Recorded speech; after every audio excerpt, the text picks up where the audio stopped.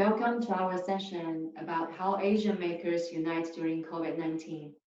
You'll hear practices from Japan, Malaysia, and China. I'm Rachel from DFRobot. We are based in Shanghai, China.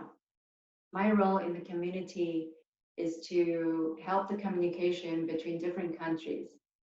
I spent almost half a year traveling around the world each year. I also will invite my friends to Shanghai to kind of do a little bit mix and match.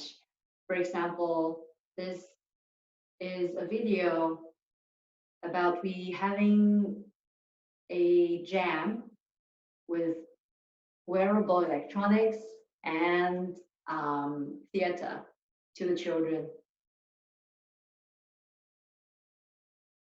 In February, after 2 weeks of quarantine, I start to feel a little bit depressed. I feel like I need to call for help.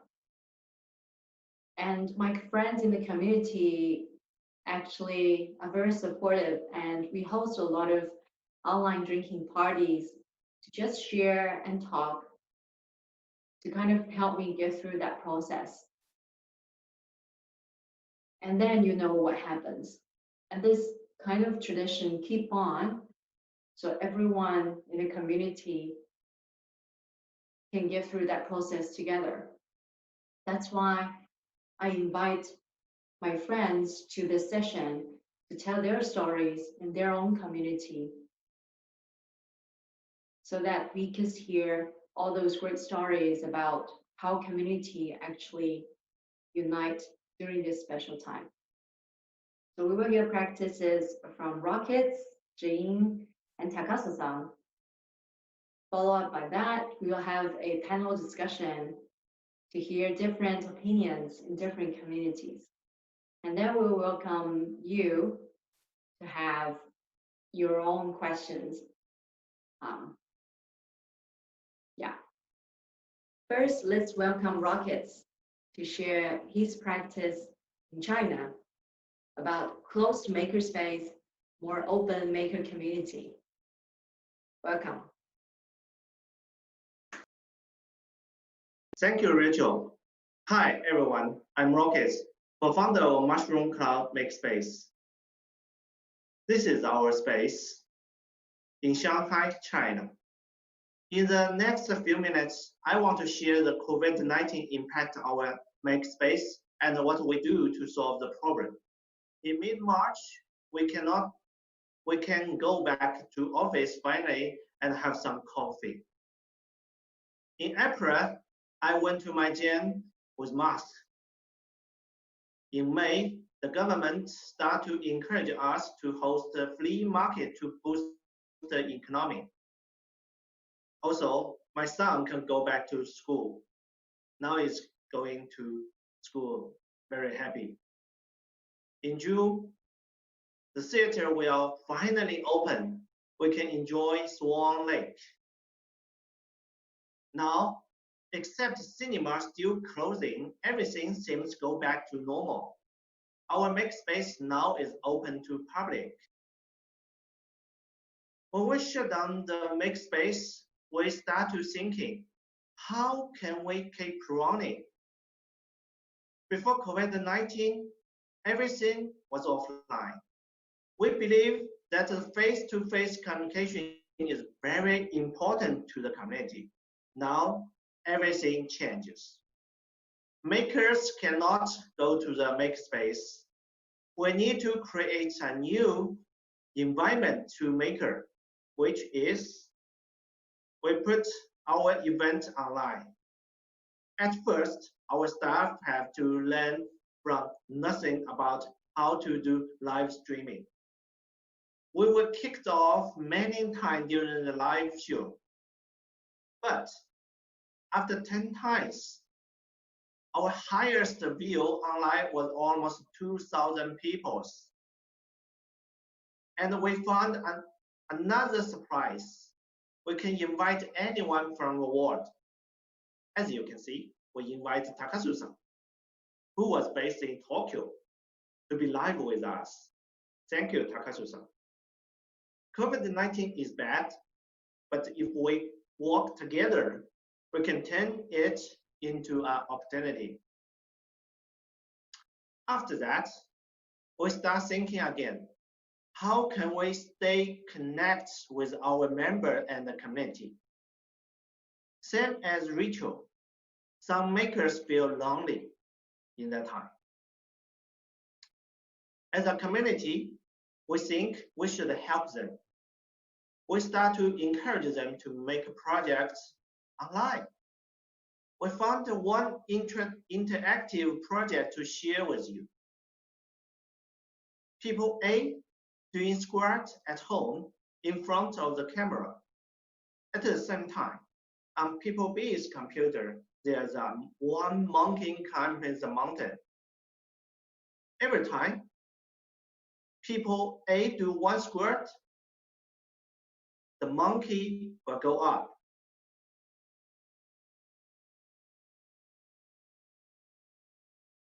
All the videos online can also help monkey climbing up or down by comments. This enables everyone's participation. And then, we never stopping thinking, as a maker, how can we help our society with our ability? Inspired by the event above, we found the most important things as a community leader is to empower creation. That's why we host an online challenge.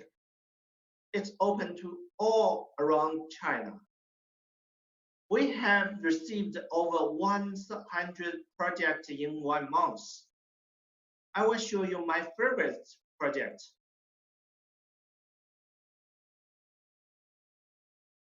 We all know temperature indicates who might get virus. Normally, we use temperature measurement gun.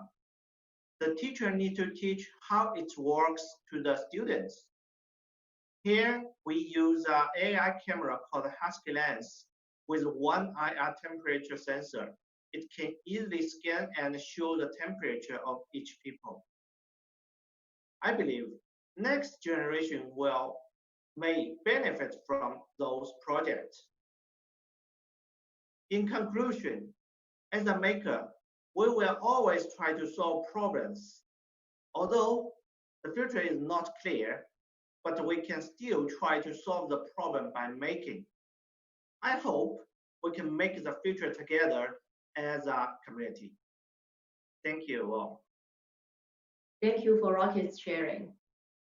And then we will go to Malaysia to see how this maker community raised to protect their frontliner. So let's welcome Jean. Thank you, Rachel. So here is my meeting. Here's my topics. Kita Jar Kita, maker race to protect our frontliner. So my name is Jin. I run Makerspace in Malaysia. So I have several makerspace in universities, governments, agencies, and then some community makerspace as well. I also build some interactive art design, and my main job is mostly on IoTs and security side of kind of person. So during this COVID time, we create something called the frontliner projects. So Malaysia side, we've been seeing COVID cases getting down in Malaysia for quite a while right now. So it's been quite a good success that we are our country in fighting all this thing, but it's getting better, but still very far from over.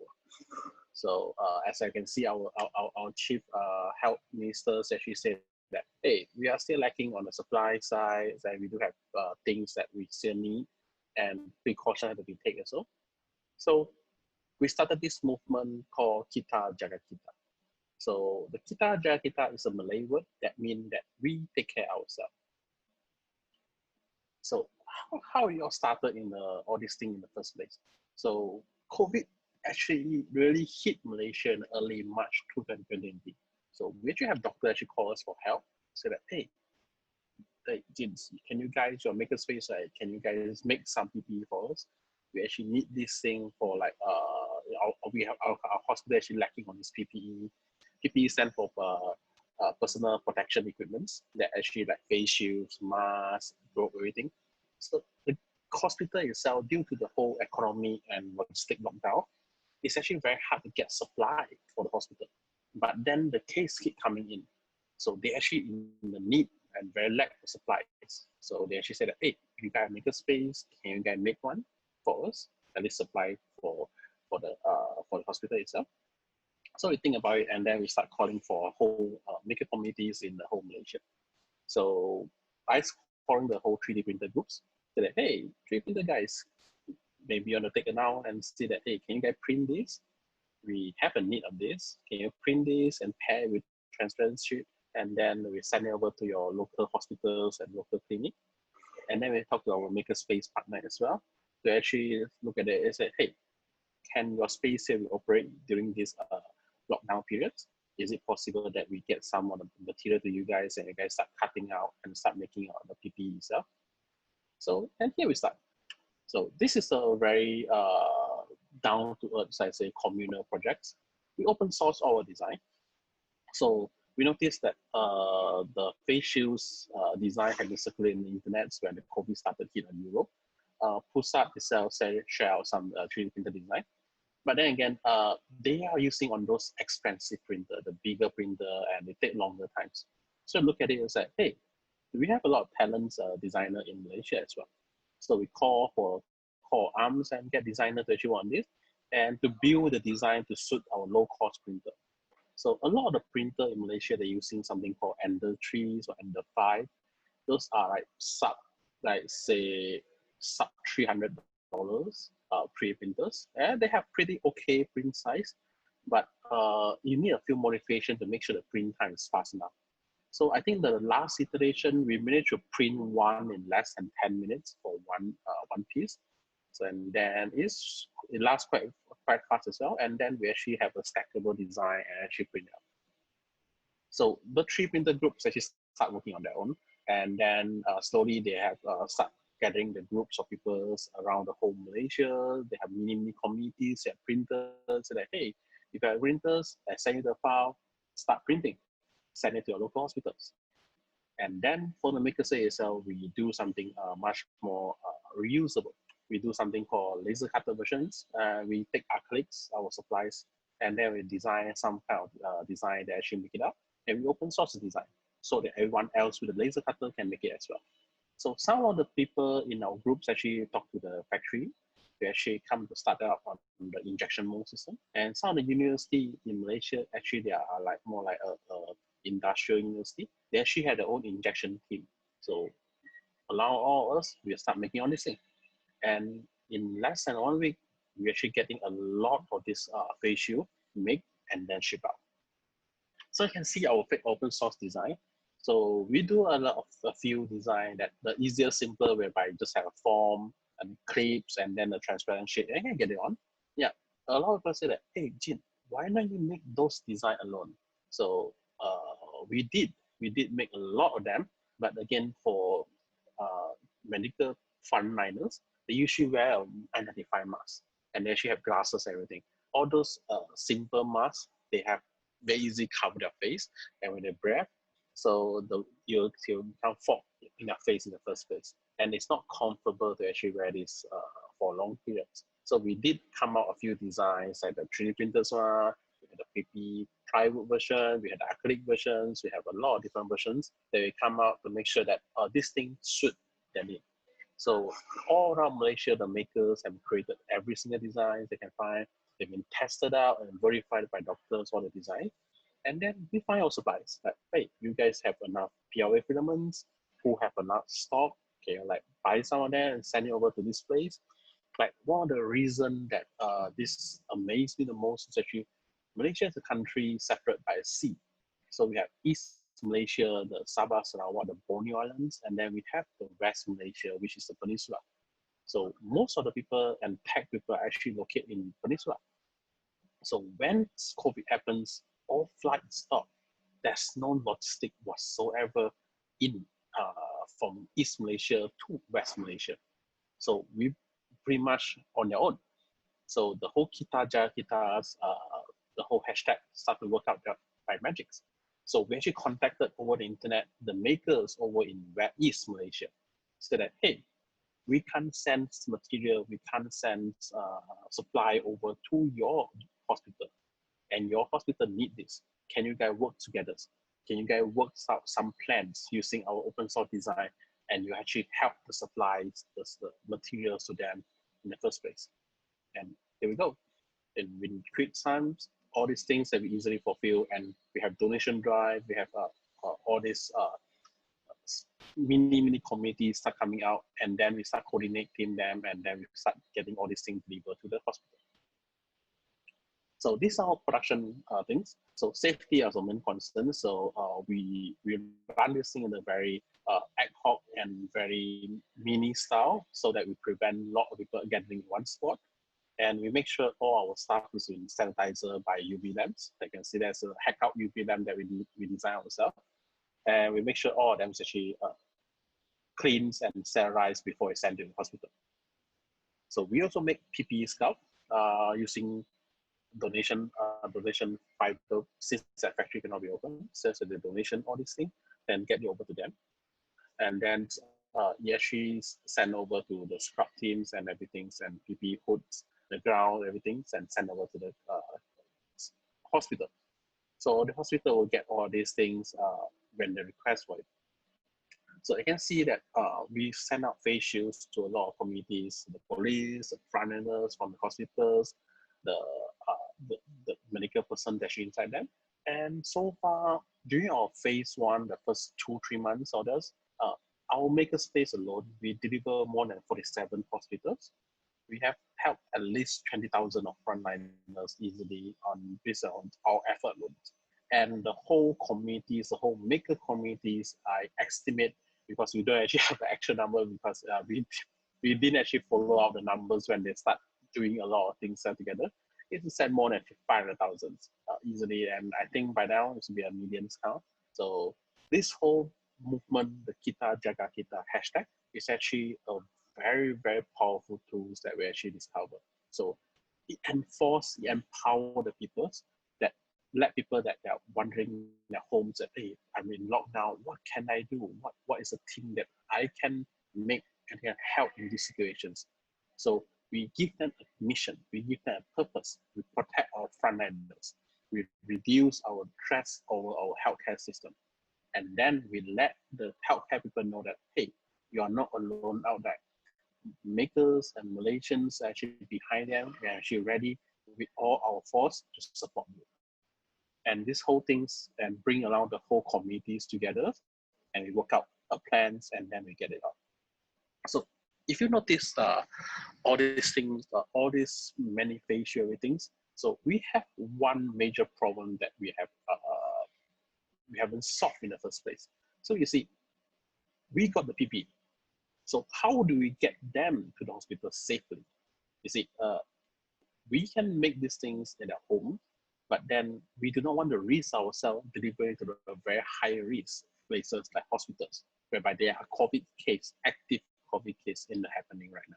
So the whole bunch of NGO like us, 100% projects, Mereka, tax communities, and multiple things, we decided to form a new movement. And this is Rumah Kita, and we call it the fulfillment service around the whole Malaysia just for COVID. So we coordinate all the manufacturers, suppliers, donors, and then we verify them, make sure that all the manufacturer is valid, all the suppliers is met our specs, and the donors actually, and all the deliveries, hospitals, the request is all in check. So then we make sure all the shipping from China, from Malaysia, from East Malaysia, we're drafting out military planes to make sure the military send the supply over to East Malaysia for us, and we make sure every single state is not left out. We supply all of them through our mind.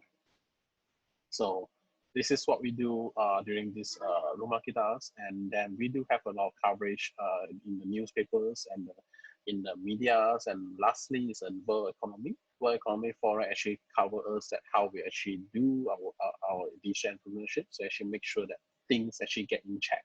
All this on from communities. So the last thing to share before I leave is actually we build a centralized platform.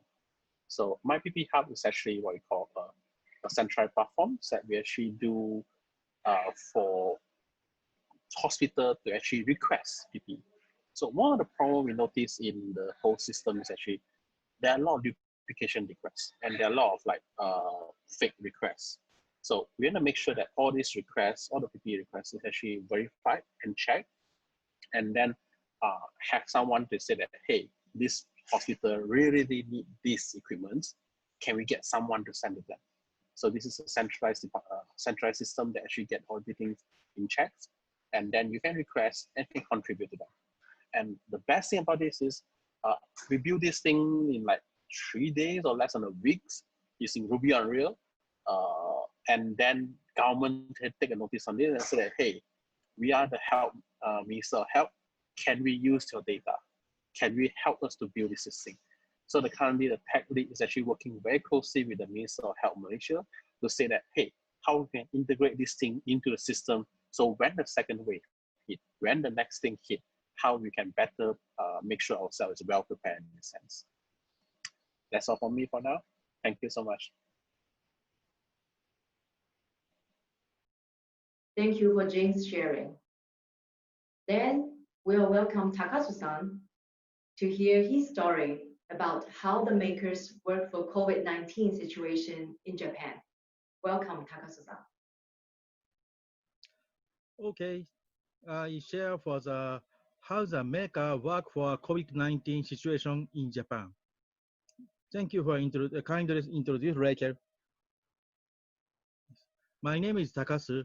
I had been 39 cities and 107 maker events in Japan. I still support the Maker Fair Singapore, Shenzhen, and also the Maker Carnival Shanghai. In last 10 decades, I spend times to support for the maker community, like Singapore, Shenzhen, Kathmandu, and Barcelona. I hope to connect each country's makers community more closely. Currently, I'm based in Shenzhen, but in this under COVID-19 situation, I cannot back to Shenzhen temporarily in Japan, my homeland. Also, last decade, I had been around 100 maker spaces in around the world. But still, my trip is suspended by COVID-19. In this situation, COVID-19 and makers in Japan, I explain about how we survive and how we make it better world about anti-COVID-19. In COVID-19 influence spreading better in Japan, but still better than Europe and US. We Japanese are not panic yet. We have to control the second wave of pandemic. In case in Japan, still around 300 to 500 each day in our countries. In this number is still increasing. We have to care for the second waves. In these numbers is better than US and Europe, but we cannot smile yet. In the beginning of April, our Prime Minister Shinzo Abe says a statement about emergency declaration. That means almost shut down the business and the economies. And after 1 month, beginning of May, we start to my economy and life on the city again. But COVID number is start to increasing again. Now situation is more difficult, more complicated. In March and April, situation is very simple. How stop the pandemic? But now we are front of more complicated situation. Restart economy and stop pandemic. The situation in Japan is getting more difficult.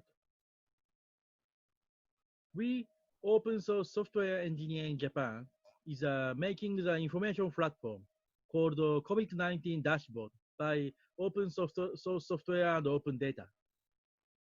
Hospital bed occupancy is quite important because of the overshoot of occupancy. In hospital is cannot care for the new COVID-19 cases. We have to keeping the empty bed for the new cases. Open source community gathering the data from the official statement and information from each prefecture and making the platform about which prefecture and how many beds still empty or occupied. This is a very great dashboard for the all of COVID, all of informations. But in this platform is simple, but how to make it not so simple.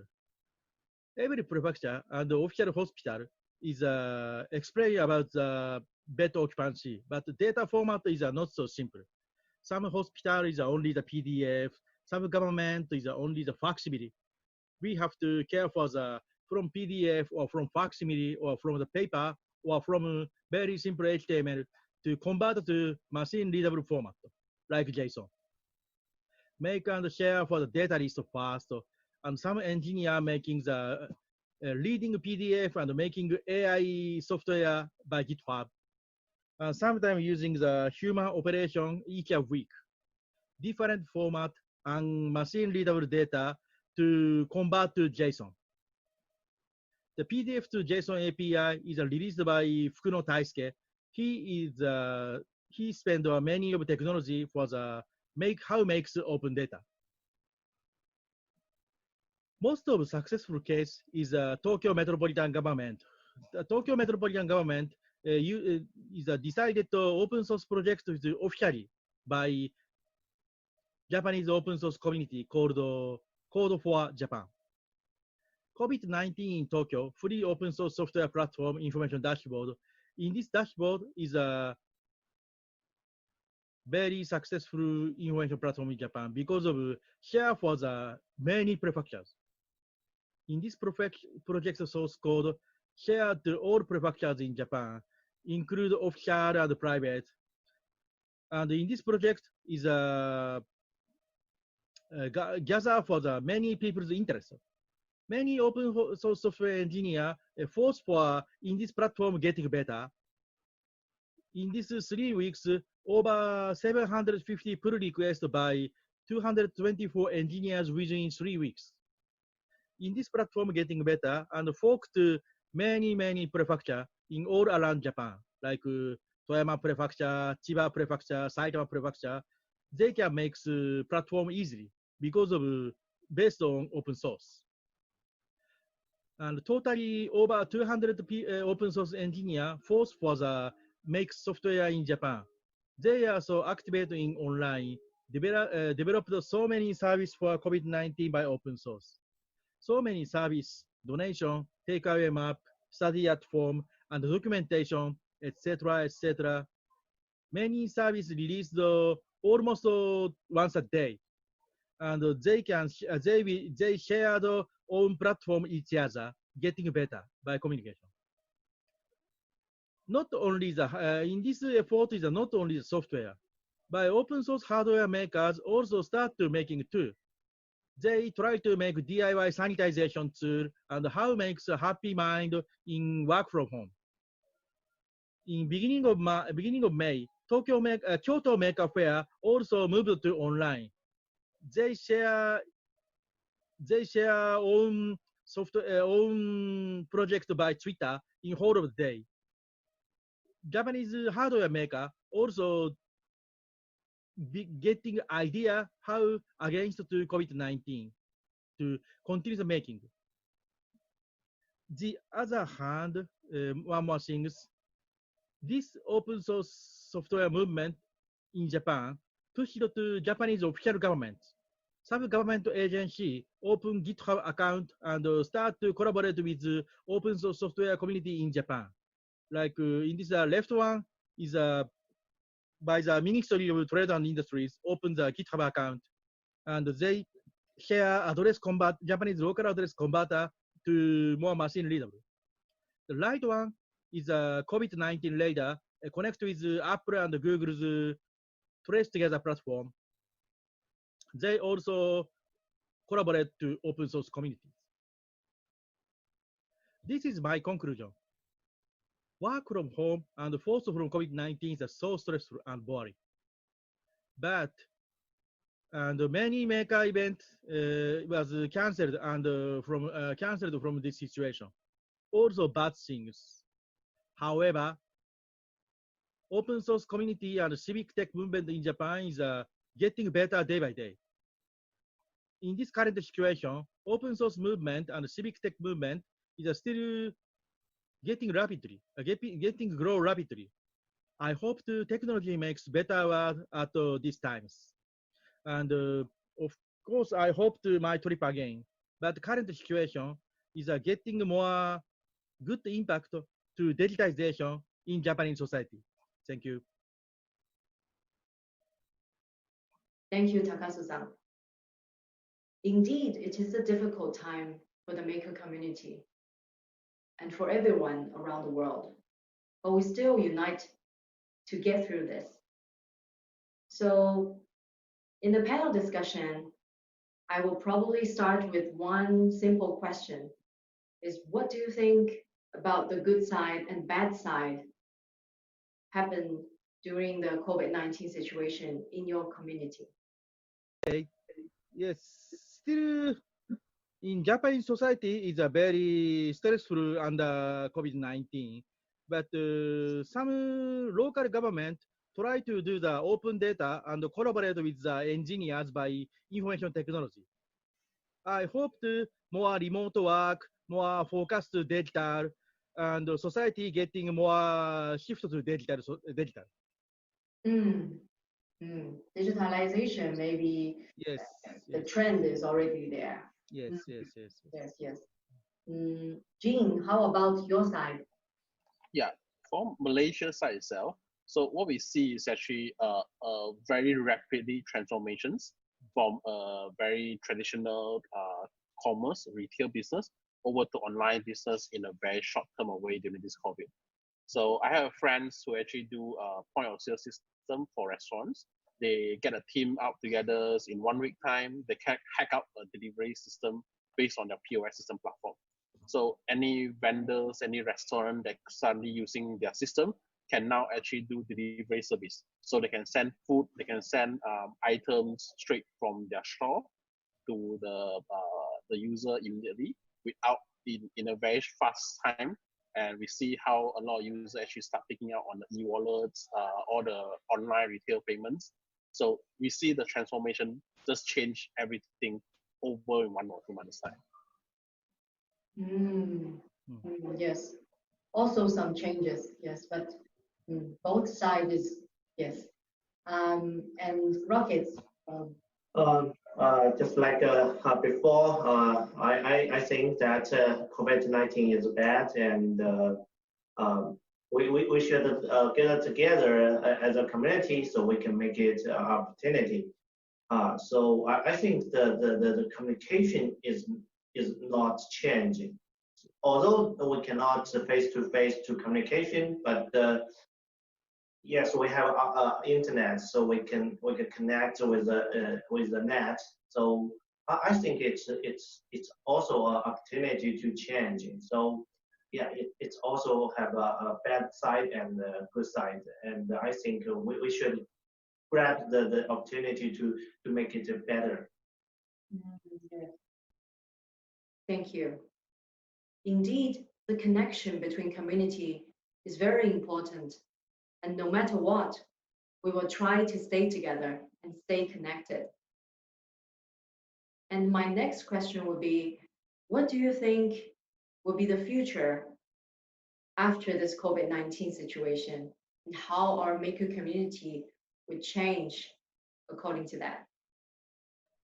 Okay, another Q&A. How makes the future for the makers? I strongly hope we makers will back on track.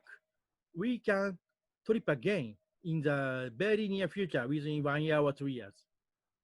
The other hand, we need more and more digitization connect more closely by digital technology. In these 3 months, almost each 2 weeks, I will running the international conference like in this hope. I strongly believe we can connect each other again and in this situation. Thank you.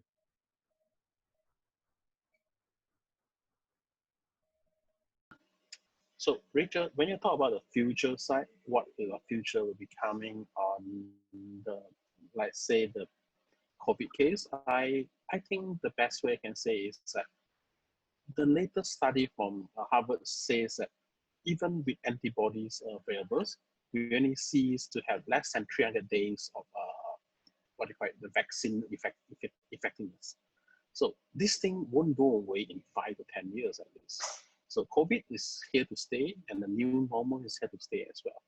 So how do we see the maker communities can help in this situation is that we are the front lines and pioneer of the technologies. We should help creating our new SOP, the new method that we can interact with each other, so that, like for example, thermal scanners, effortless thermal scanners, checking systems, the QR code checking system that we can easily get, and then we help people with not so tech savvy to make sure they follow them and then we can track them easily.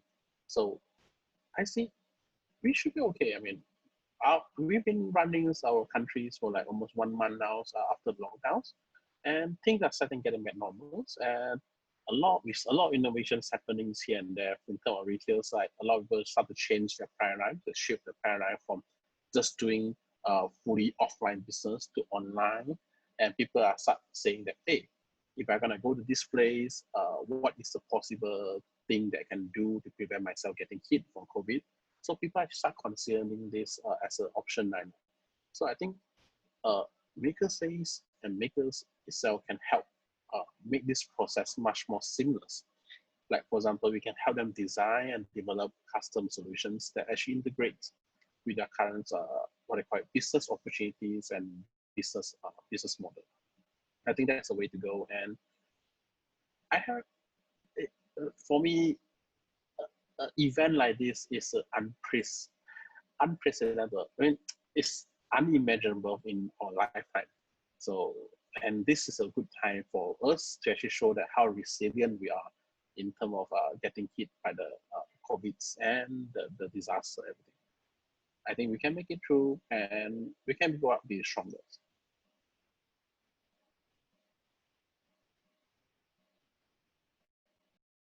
Thank you, Rachel.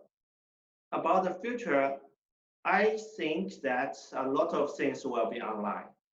It's unstoppable. And the second thing is I see a lot of lifestyle projects on our Makerspace and the community. I think it's not necessarily high tech for that, because COVID-19 make us realize that how normal life really matters. Makers are the one who make a better world. Let's make that world together. Thank you. Thank you, Rocket. Thank you, Jin, and thank you, Takasu-san.